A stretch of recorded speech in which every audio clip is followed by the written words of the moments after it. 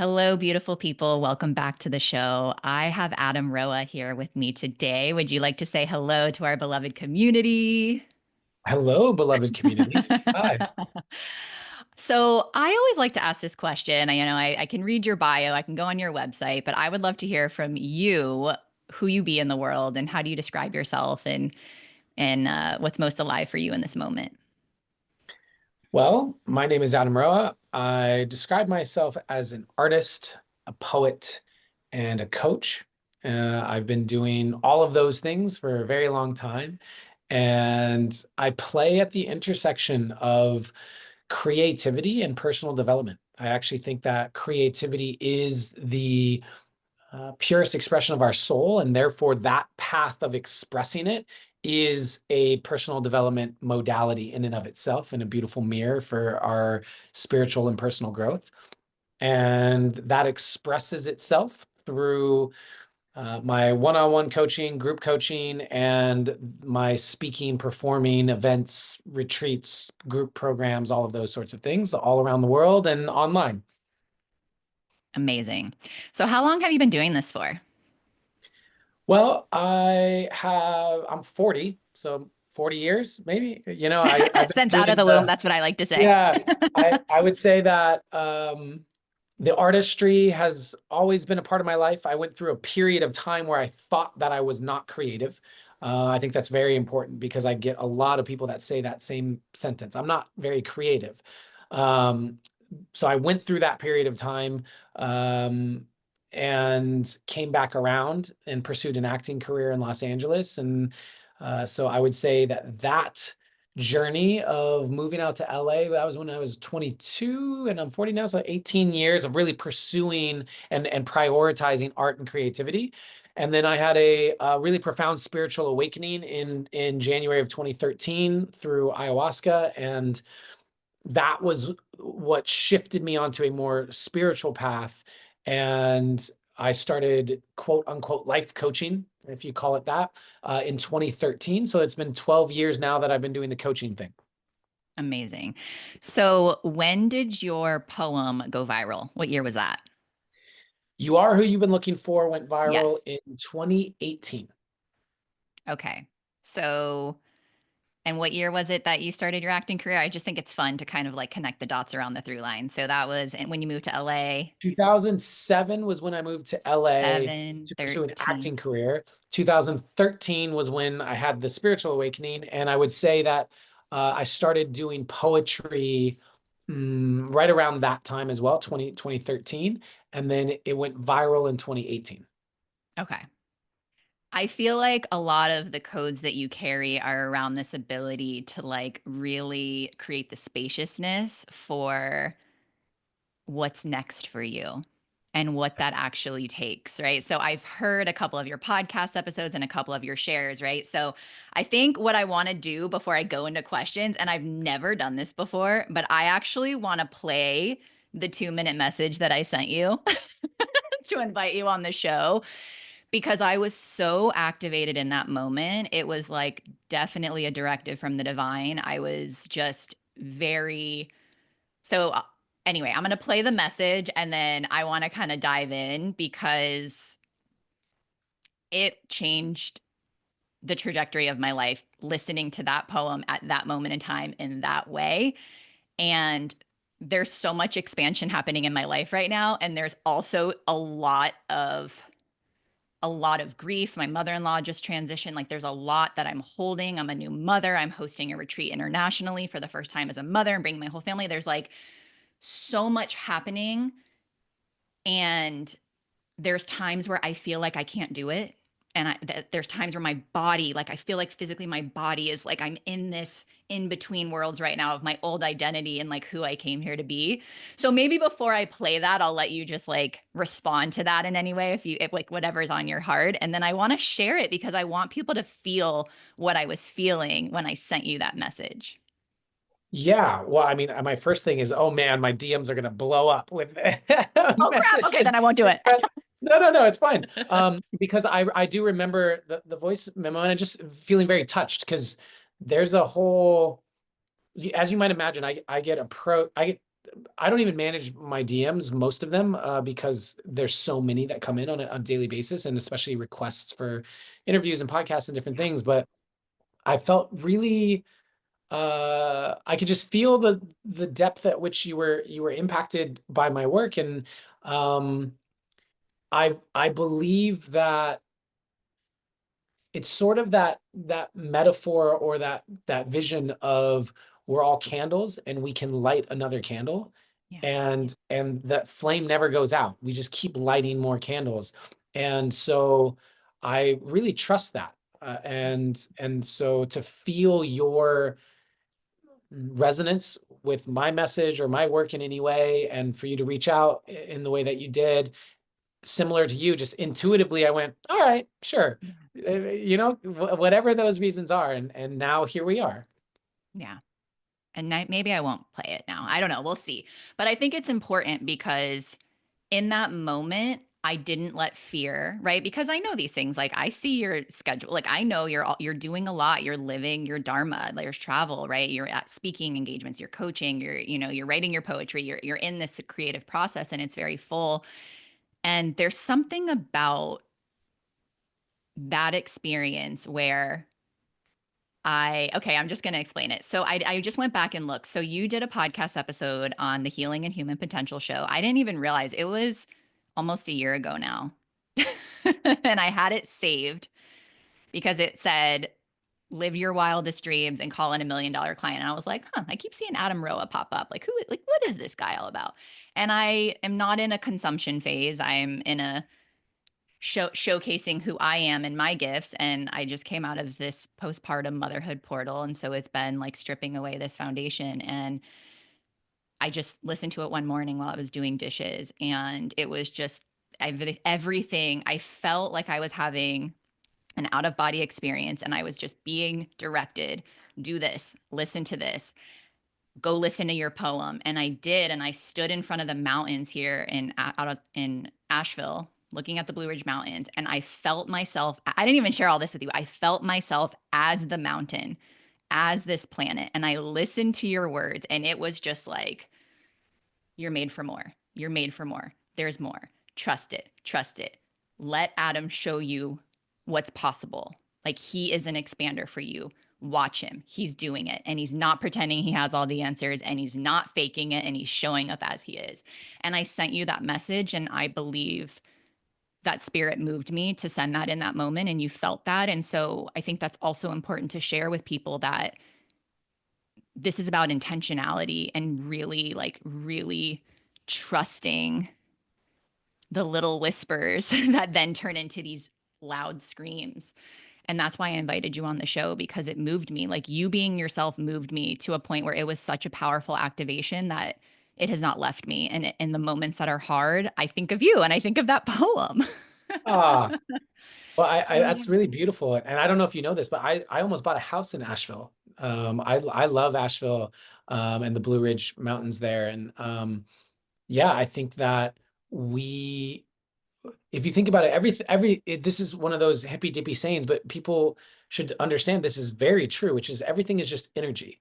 This is all, whatever you think is solid matter is not solid. It's all moving particles. It is all just energy and vibration. And Nikola Tesla said, you want to know the secrets of the universe, think in vibration and frequency. So it's all um energetic, and everything that we say is very, very powerful, because our vocal cords, combined with our breath, combined with our intention, translate our inner frequency into outer frequency.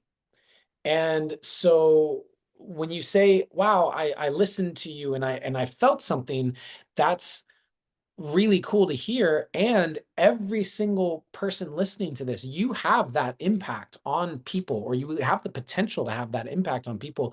And when we start to understand that it's happening, it's not intentional. I'm not sitting here going, okay, I want to give this person this deep emotional cathartic medicine experience. It's just, all right, every meditation that I do, every medicine journey that I do, every EMDR session or whatever, is changing me on a cellular level so that when I speak, the medicine carries out. And it gives me a lot of motivation to hear your experience because I go, okay, it works. You know, Yeah. it's working. All of those times where I don't want to meditate, all of those times where I don't want to journal, all those times where I want to, just like you, throw it all away and just run off into a forest somewhere and disappear. Um, it's moments like that where I think, okay, it is working, and keep going. Yeah. Ugh, so powerful. Oh my gosh, there's so many places that I want to go here. But I think what really came through, because this has been a journey for me. Like that moment has been a journey, and I've been following the breadcrumbs from the universe. And what I keep getting to ask you is, when you had your poem, so let's just, I know that you've shared this several times, but as it relates to You Are Who You've Been Looking For and you being invited on stage, maybe just can you give like the Reader's Digest version? Because I know you've talked about this, but just you putting in the work and you practicing your poems and you like self-funding your poetry tour and all of those things, and then having that experience where you were like, I can hold this room, and then you literally held the room, I think, the next day. Can you talk about that? Because what I want to move into is, yeah, I want to talk about what happened after your poem went viral, after that moment. Yeah, so I was at an event many years ago, um, and it was just at someone's house, and there were speakers. Everyone got 5 minutes, and the last person to go was a spoken word poet, a performance poet, and I'd never seen that before. And as soon as they went, I thought, oh, wow, I could do that. And Mm. I went home and I started writing poetry, and I haven't stopped.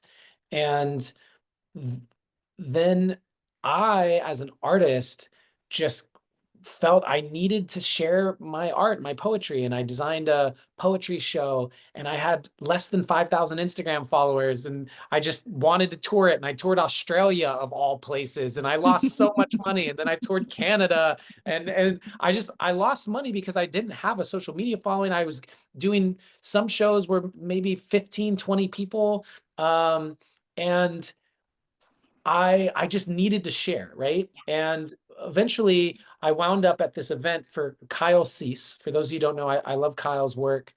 He had an event called Evolving Out Loud, and I'm sitting there. I think it's the Dolby Theater, and it seats 1,500 people or something with two levels and a mezzanine.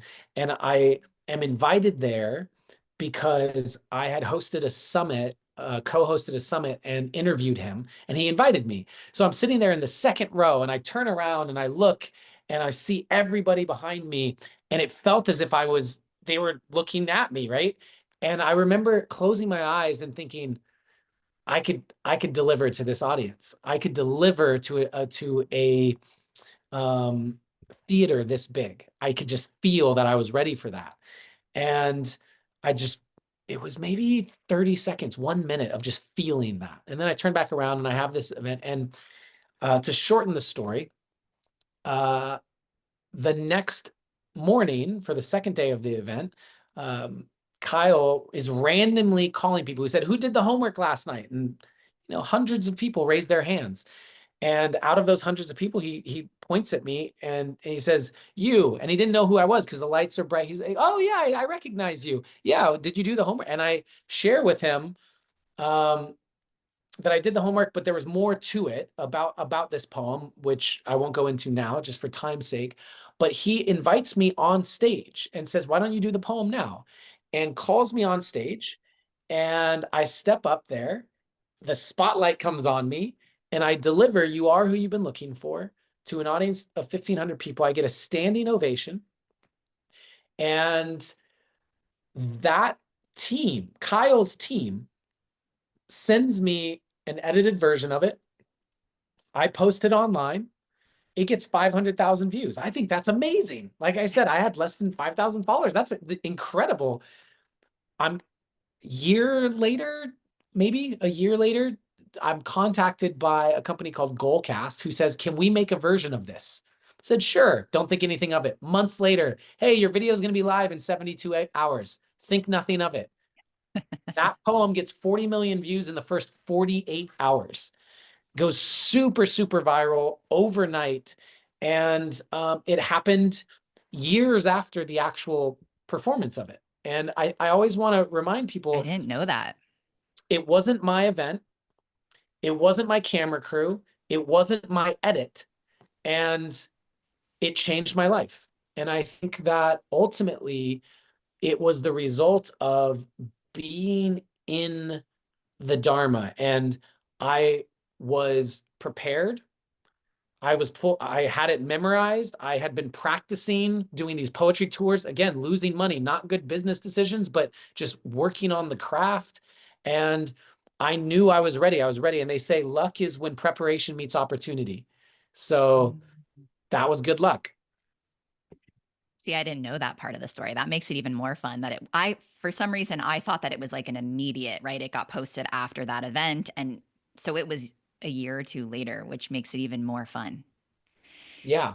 And you can't make this stuff up. So let's talk about, gosh, there's so many places I want to go, but it's like you didn't have the evidence until that moment. So can you maybe help our listeners around what what does it look like for you to be in that of unwavering commitment? Like, were you just so much in the joy of it, of like, I don't care that I'm losing money, I'm having so much fun? Or did you just trust, like, I get to keep showing up because I know my moment is coming? Was it a combination of both?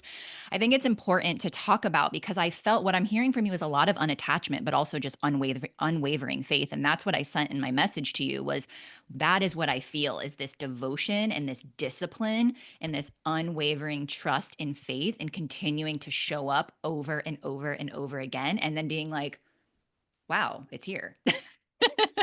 Yeah. Well, so I was an actor in Los Angeles, and anyone who's ever known any actors in Los Angeles or tried to do that, you have to make your own opportunities. Yeah. And so for many years, all I'd ever done was work jobs. I was a personal trainer, had my own personal training business. Then I was coaching, and I would take my money and I would invest them into art projects. I would make short films and web series. And then I started producing my poetry into well done pieces of content, which you can still find on YouTube. And I, to me, it was a lifestyle. I take my money and I invest it into the creative projects that I want to do. And I was at a young enough age, I wasn't thinking about buying a house. I wasn't thinking about fancy cars. I was just wanting to make dope art. That's it. And so when I toured my poetry show, it was because I had gone to see a one woman show, and it was really cool. And I said, I bet I could do something like that. And then I went to see one of my um, poets that I like a lot in Q, and I went to his one man show, and I said, well, that was really dope. I could do something like that. I would do it a little differently. And then I just said, I'm going to design something. And then I went, well, now that I've designed it, I'm going to go and do it. And then once I did it once, I went, that was so fun. I want to do this a bunch more. And it organically happened. And what I do think I have never actually been someone who sets really clear goals. You get a lot of Tell me these more. well, you get a lot of business coaches that want to know what's the number? What's the revenue number we're going for, or what's the whatever it is. How many members do you want in your community or whatnot? And I guess my belief, the way that I operate is I have a contract with Spirit that says I will do whatever you ask as long as there's two things. One, it needs to be clear. I need to understand what it is that you're asking. And two, I need to have the resources to do it. And if those two things are there, I'm all in. I'm fully devoted to a higher power. We can call it God or our higher selves or spirit or the divine or Allah. I don't care. But whatever it is that's bigger than me, that I personally have a connection to, um, if I know what's being asked, I'm going to do it if I have the resources to do it. And that journey I think, is where the magic unlocks, because so many people are focused on trying to create a very specific vision, but ultimately it's in the space that you haven't designed that the magic can actually come in, because everything that you want will come in ways that you can't even possibly imagine. You just have to have the space for it to enter. So that was my medicine right there. I'm going to go back and listen to those last 5 minutes over and over again. You want to know what's amazing is I was listening. Somebody sent me a podcast with Alex Ferrari, a host of Next Level Soul podcast, and I'm not in a big consumption mode. That's why it's like I'm very clear when somebody sends me something. It's like, is this really for me? Or why is this still this healing and human potential like episode still sitting in my saved files? And then it was the moment was the moment. And he said the same thing because he was in Hollywood for a long time and had a spiritual connection, but he was in a spiritual closet. And he said, I am going to go all in with this spirit, and I need to know that my family is taken care of. Like, I am willing to do this and the resources. I've actually never said it in this way because now I'm a mother. There's a lot of responsibility and there's a legacy that I'm created. And I've actually never clearly said to the divine, okay, I'm going to do this and this is what I require. So, you both hearing that now twice in the last week created like a new aperture for me, a new opening in like this is co-creation, right? Like I'm not just sitting here just loosey goosey just doing these things, and I felt very unclear lately because I have a child now and I feel like I'm at a new level of regulating my nervous system and like having my own energy and feeling like how can I create spaciousness when I'm devoted and giving so much energetically to this other being. And I feel like you just simplified it for me. So thank you for that. You're welcome. Yeah, ultimately, we are creating this reality through the belief systems that we have, and the belief systems that we have create energetic boundaries and containers for energy to flow. And so if you set certain boundaries, reality conforms to those. Yeah.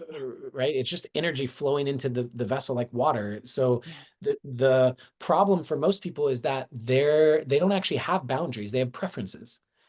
Yeah. If there is no consequence, there's no boundary. Yeah. If you are not holding it, it's not a boundary. You could say, I prefer this. That would be nice, sure.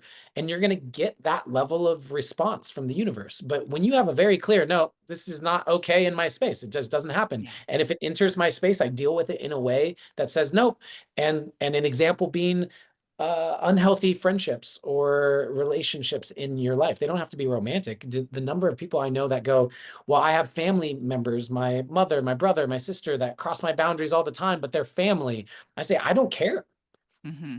I don't care if they're family or not. You decide how you are going to have energy enter into your container. And if people enter into your container with bad energy, we'll just call it, toxic energy, and you're okay with that because they're family, cool.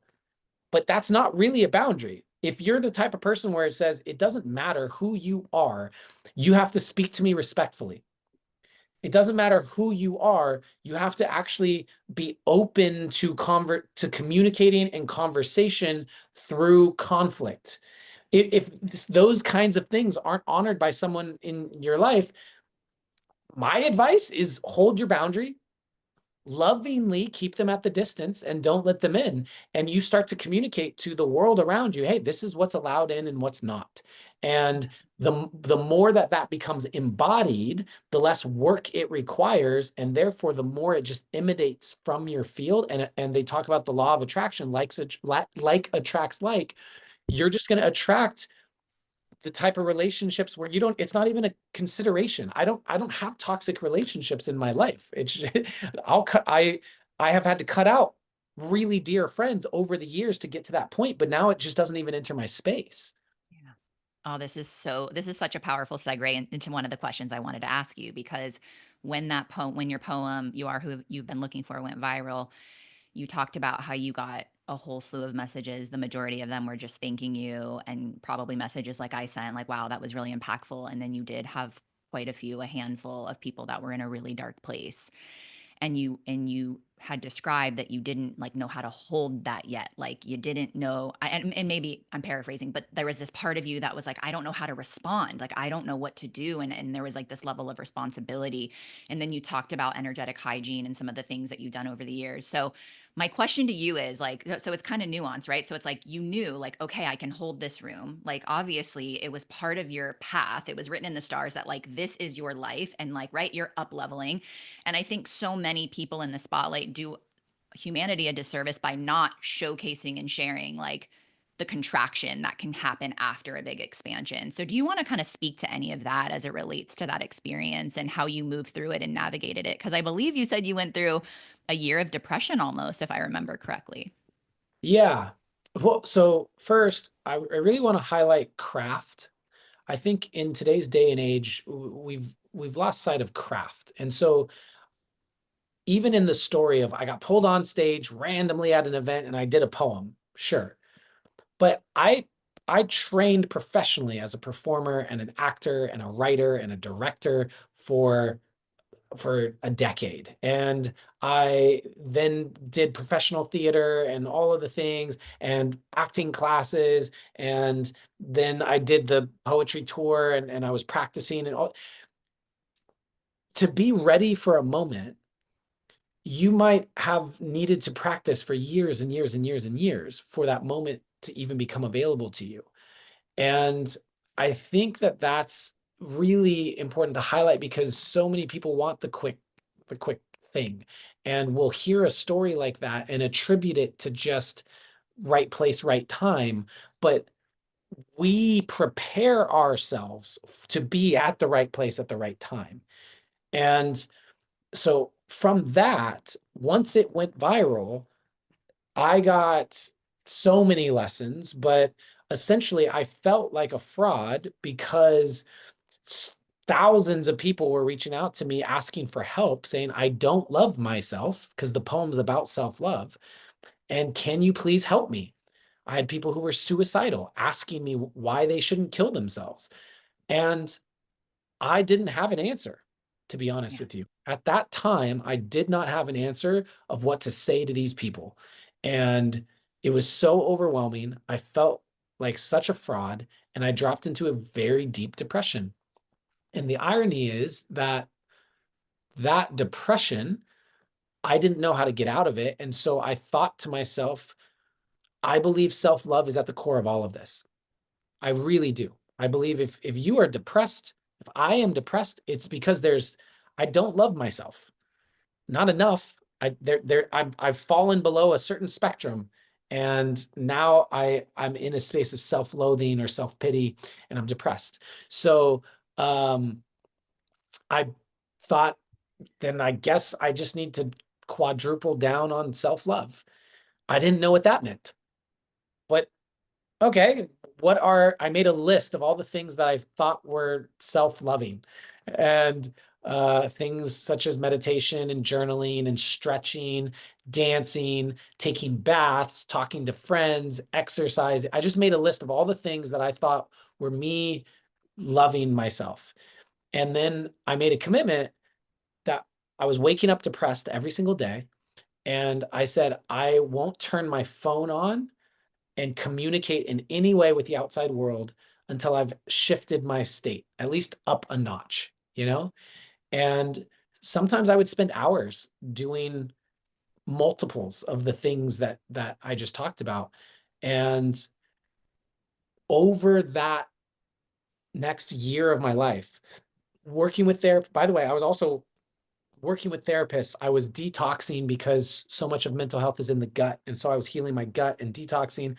I was doing dietas down in the Peruvian jungles with the Shipibo tribe. I mean, I was doing all kinds of stuff. And along the way, what I realized was it wasn't like I had a switch flip and suddenly I loved myself. I just started to notice I was starting to feel differently about myself. And that unlocked this understanding for me that self-love is not a yes or no. It's not a have or have not. It's actually just a spectrum.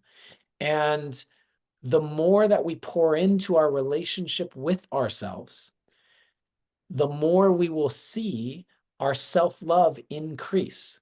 The same as any other relationship. If you want a good relationship with your child, you pour into that relationship and that relationship will improve. You want the same thing with your lover or your friends or your parents or whatever.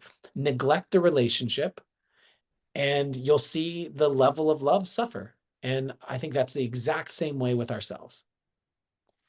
Okay, this is so powerful.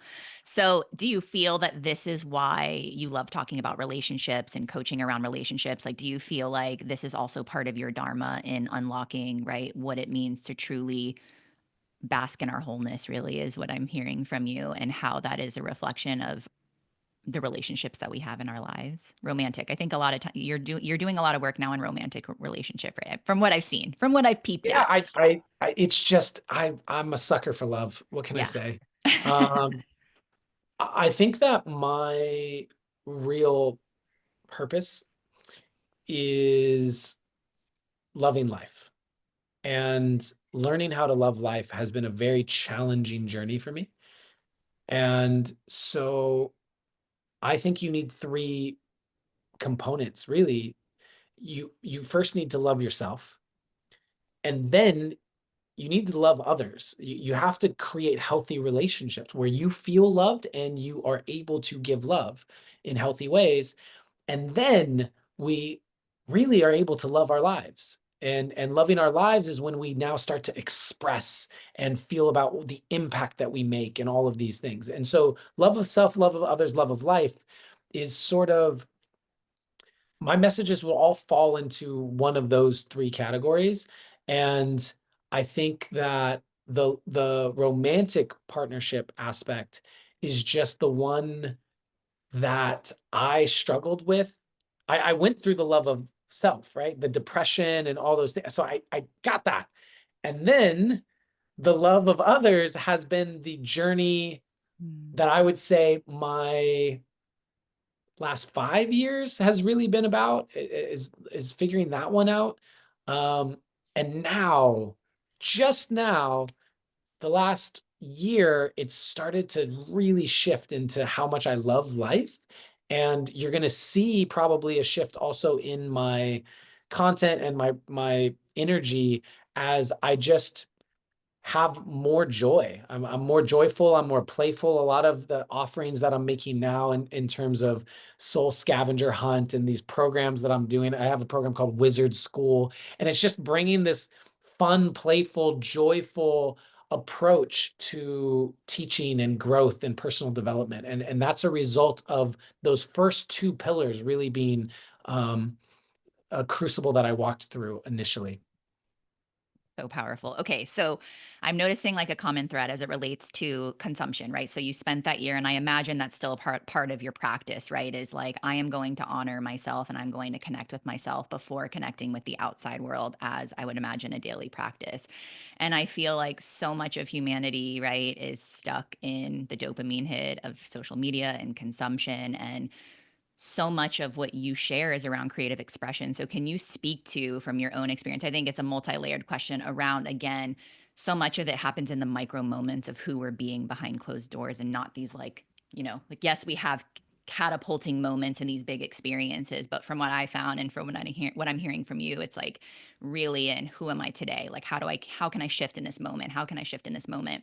That's the first one. And then the second piece around how much consumption and looking at what other people are doing are killing our own creative expression. Because what I'm hearing from you is when you see someone, you're like, oh, I could do that. Not why them? Why not me? Or my life sucks and their life is great. So, can we kind of go into both of those a little bit? Yeah, well, the first one is about understanding the process of how we transform. So, the process by which we evolve and transform ourselves is three steps. They're simple, not easy. The first is awareness. We can't change what we can't see. So, it's super important to develop new awareness. Podcasts are a great way. Your books that you read, mentors, teachers, life, when you learn how to see your life as a mirror, you're developing this new awareness. Now you go into a process, the second step, which is integration. Integration is the process of making new choices based off of your new awareness. And that requires a lot of effort because you are literally rewriting neural pathways in your brain that are stored somatically in your body with physiological, emotional responses to life. And they can be very strong and very powerful. And so we rewrite that over time by consistently choosing a new way of being. And when we've done that enough, it becomes embodied. And that's that third step is embodiment. And the moment that it becomes embodied, the way that riding a bike or walking or running or jumping, you don't have to think about the mechanics of walking anymore. So you can just walk. So now you can think about something else while you walk. But at some point in time, you had to think about how to walk. And if you've ever played, like I have a good guitar behind me, to play the guitar, if you don't know how to put your hands in the right position to do a chord, it takes a lot of thought. You're concentrating on where the index finger and the middle finger, and it's very slow and arduous. At a certain point, when you're playing the guitar, you're no longer even thinking about where your fingers are going. They just know how to go there. So you can think about something different while you're playing. And that's when you're embodied. And so we just repeat this over and over and over and over again. And to shift our lives, really, ultimately, is how do we increase the speed and quality of our awareness? And how do we improve the efficacy of our integration so that we can reach a point where we are embodying more of who we desire to be so that those qualities and traits actually work for us and we no longer need to use so much energy on those things and we're just building this foundation of superpowers that move us in the direction we want to go. And does that answer the first question? Absolutely. Okay. And so then the second question, um, what was the second question? Around consumption and just Um, looking at other people and yeah, like the contraction that can happen before the inspiration, and then just how important it is to really like honor self and really be devoted to like who am I versus letting the outside world tell us who we are, and how that can ultimately kill creativity. well, I think that the way that I view this is that we are a part of nature. I know that so many people talk about it as if we're separate. Nature's out there and then we're human. No, we are a part of nature. So nature is perfect by design. And what that means is that every bee is born into a role. It has the queen bee and the worker bee and the ants have their and you only get screwed up. You know, you can imagine how screwed up it would be if all the worker ants were trying to be the queen ant, or the worker bees were trying to be the queen bee, um, or the saying about judging a fish by its ability to climb a tree, right? And I think that we have so many humans on this planet that have been through society and cultural conditioning and their family wounding and social media and all of it that are abandoning their soul's calling. You have been called into this world with a purpose and a role to play. And I think if we snapped our fingers and everyone actually entered into their like their role dharmically assigned, we would see everything work itself out. There are people who love to teach. There are people who love to clean. There are people who love to drive people around. There are people who love to be on stage. But right now, so many people think that they need to do something that's outside of their role. Creativity is the purest expression of your soul. It is your life force energy expressed. And so if you can allow yourself to express creatively, you're nurturing and cultivating your own unique life force, and that is your role in this giant tapestry of the collective. And when you're in your role, that's when more resources flow to you because you're now in the design of nature, and you're going to get metaphorical sunlight and the water and the nutrients that you need to become the great oak tree that you are, because you're in the right place at the right time, so to speak. When we think that we need to be the one on stage because that's what's celebrated by society, even though that's not what we really want, that is when we start to move against the flow, and we can really feel internal discomfort, but also external difficulties that will show up. Okay, this is amazing.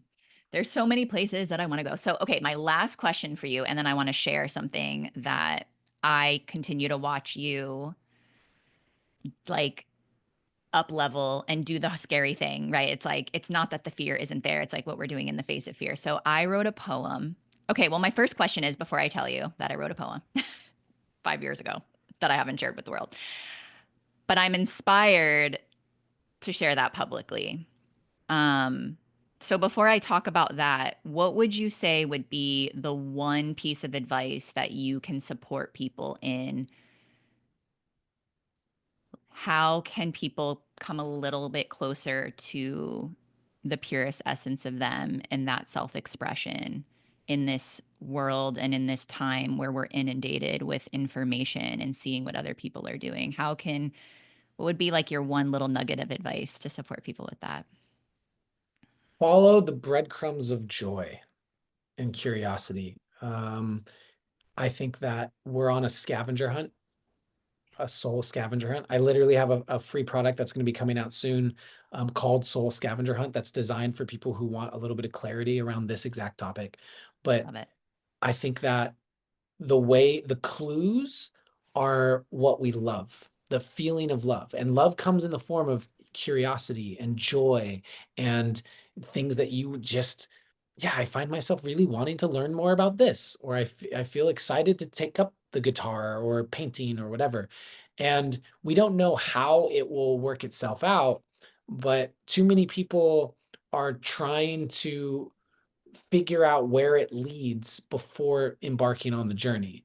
And life is not a paint by numbers. Life is a complete mystery of uncovering yourself and discovering yourself along the way. And if you can let go of the idea that you're supposed to know and get into the excitement of the discovery process, I think it unlocks, okay, well, maybe I will take those acting classes.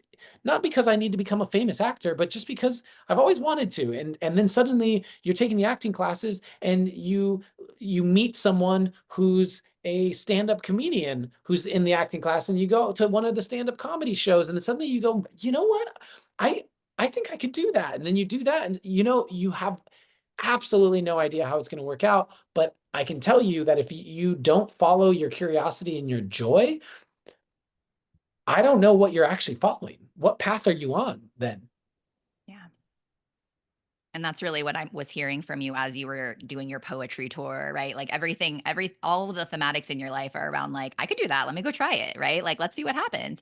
And as you're talking about learning to walk, my son is learning to walk. And I got it on video today, watching him just smiling, taking a few steps, and then falling forward and giggling and laughing. And it's such a beautiful representation of how to move through life. Like, I have this beautiful example of this untouched soul who's just like, doing something for the first time and in the pure joy and curiosity and like, ooh, okay, how can I do this? How can I stabilize? Okay, one more step, which is so beautiful. And so my commitment is, so I wrote a poem in 2020 called Deliverance. I was going through a dark night of the soul. I went to the beach and it just came out of me, and I've never shared it with the world. So my commitment is, I don't know when, but I want to. Maybe I'll, as a little intro, I'll share it.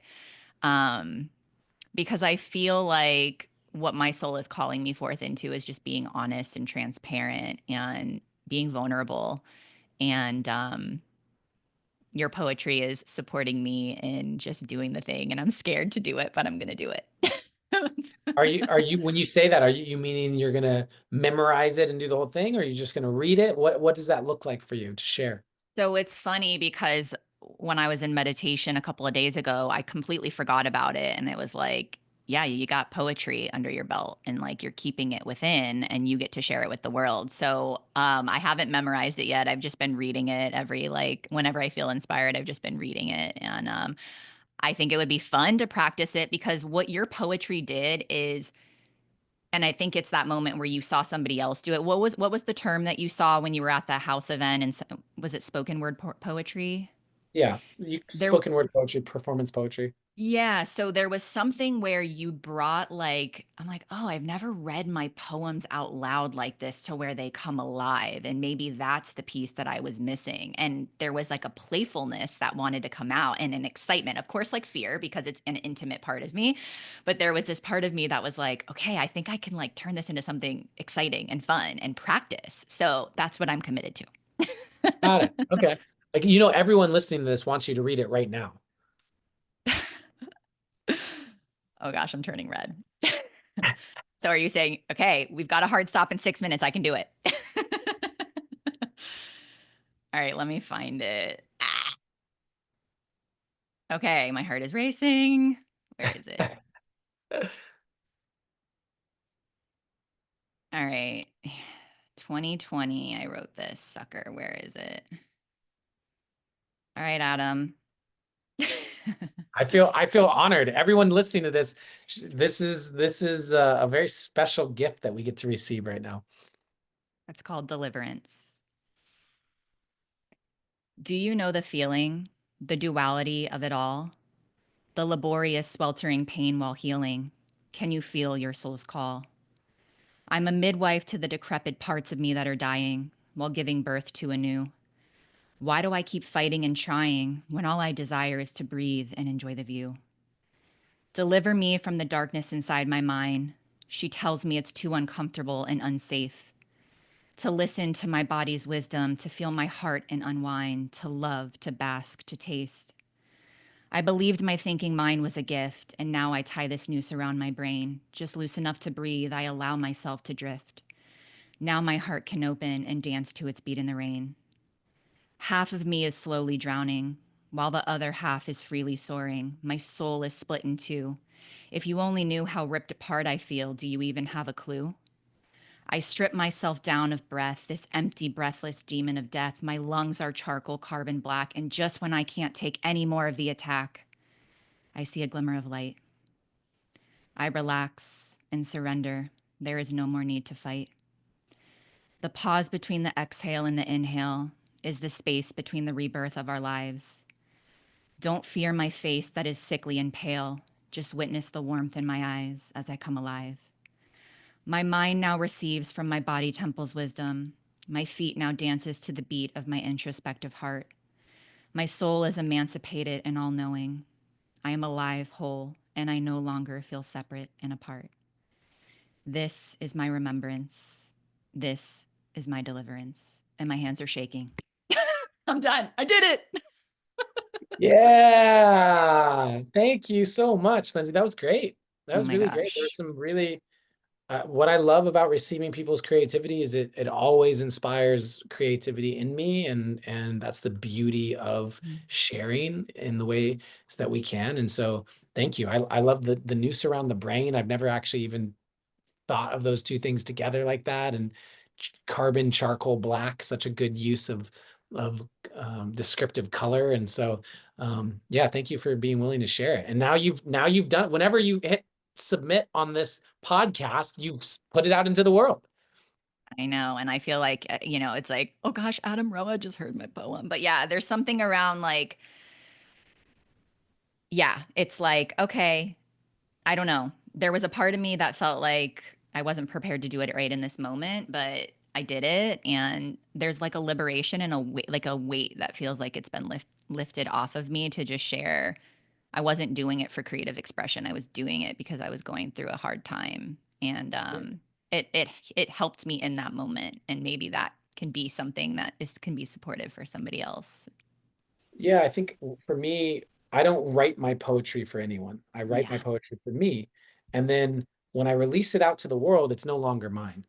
So Yeah. once it's out, it's yours. It means something to you. You have your own relationship to it. But Yeah. I didn't write it for you. I wrote it Yeah. because I needed to write it. And I think that's beautiful and it's honest. And hopefully those of you listening to this will send some messages in to Lindsay and just love up on her for the poem and let her know if it was meaningful to you to hear. Thank you. Yeah, and the last thing I'll do before we close out and people can, find all the ways to connect with you and what's most alive for you right now is I wrote that 5 years ago and I forgot about it honestly until this like a couple days ago. And I'm actually going through a similar experience right now, like the next epoch of my evolution. And so it feels timely to share that. And it feels resonant of like bringing me back into those moments that I have evidence that I can get through it and I can thrive and the next level is here and to trust it. So thank you. You're very All welcome. right. Thank you. I feel honored. All right. So, what is most alive for you in this moment? What do you want to share about? You have so many beautiful offerings, and I love that they're just a byproduct of like where you're at and what brings you joy. So, what do you want to share in terms of how you can support people right now? And we'll put it all in the show notes. Yeah, so I have lots of online content going out all the time. My Instagram, adam.roa, ROA. I have podcasts, The Creative Path with Adam Roa, and a YouTube channel where you can find my poetry. I have two poetry albums on Spotify under Adam Roa. So yeah, find me, connect with me. As far as ways to work with me, make sure that you're getting my emails. That's the best way. And then also, I have a free offering called the Soul Scavenger Hunt, which Love it. we have not released yet, but it will be releasing very, very soon, within the next month or so. And it's for those of you who really want to get more in touch with your soul's calling. What direction do you want to go? And what are the clues that your soul has left for you that you might not even realize are clues? It's going to be completely free. And so that would be a wonderful way to continue your journey. Amazing. I'm excited to get my hands on that. And I feel like that was so much of what we talked about is like, how do we actually follow those impulses from spirit and find like what I believe that our soul left fragments and little pieces all around the globe for us to kind of, coalesce into our dharma in this lifetime. I so appreciate your time, Adam. Thank you for your heart. Thank you for being you. Thank you for being an inspiration. And check out the show notes for all the ways to connect with him and sending you beautiful blessings on your journey. Thank Much you, love. Lindsay. Thank you, everybody, for listening.